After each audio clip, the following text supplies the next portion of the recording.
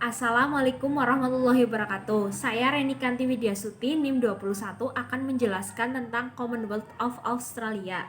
Nah, Commonwealth of Australia sendiri adalah sebuah persemakmuran di benua Australia yang terdiri dari beberapa benua dan pulau kecil lainnya. Pada tanggal 1 Januari 1901, seluruh warga negara Australia atau 6 koloni itu bergabung di Centennial Park untuk meresmikan persemakmuran Australia. Poin kedua yang akan saya jelaskan adalah mengapa Australia menginginkan bentuk negara federasi sebagai bagian dari negara Inggris. Pada tahun 1800-an, koloni-koloni itu sudah memiliki parlemen mereka sendiri, namun mereka masih tunduk terhadap kekuasaan Inggris. Koloni-koloni ini memiliki kekuatan pertahanan, dapat mengeluarkan perangko, dapat memungut pajak pada wilayah-wilayah perbatasan. Nah, namun sistem ini dirasa kurang efisien karena belum adanya kesepakatan yang jelas antara koloni, sehingga Australia menginginkan tetap di bawah pemerintahan Inggris. Alasan lain yang membuat Australia ingin membentuk negara federasi adalah dirasanya perlu pemerintahan pusat atau nasional yang diharapkan dapat menangani masalah-masalah seperti perdagangan, imigrasi, dan pertahanan. Poin ketiga yang akan saya jelaskan adalah kelebihan dan kekurangan Commonwealth of Australia.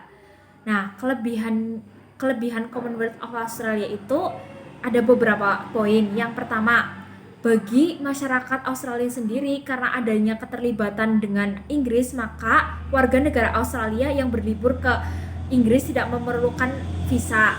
Poin kedua adalah karena hubungannya dengan Inggris, maka persemakmuran ini menyediakan beberapa sarana untuk mengembangkan Australia menjadi dalam sektor ekonomi yang berkelanjutan, keterlibatan pemuda, supremasi hukum, dan sektor publik lainnya.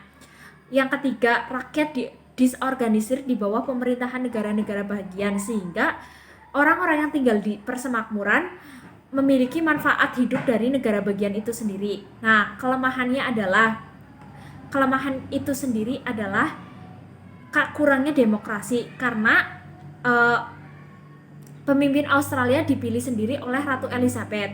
Kedua, sempitnya ruang keberagaman. Ketiga adalah jika negara pemerintah nasional terguncang, maka negara atau pemerintah persemakmuran juga ikut terguncang.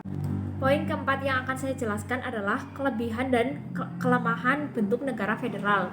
Nah, kelebihannya itu sendiri adalah negara federal sebagai pelindung dari pemerintahan yang kejam atau tirani, meningkatkan partisipasi warga, lebih efisien dalam menentukan kebijakan, pemerintah lebih responsif terhadap kebutuhan warganya. Nah, kelemahannya itu sendiri ada beberapa poin. Yang pertama adalah penyumbatan kebijakan-kebijakan nasional, merugikan kalangan bawah. Ketiga adalah terjadinya korupsi di mana-mana. Semakin banyak orang yang menjabat, maka semakin banyak orang yang korupsi. Biaya demokrasi mahal karena dilakukan pemilihan yang berkali-kali.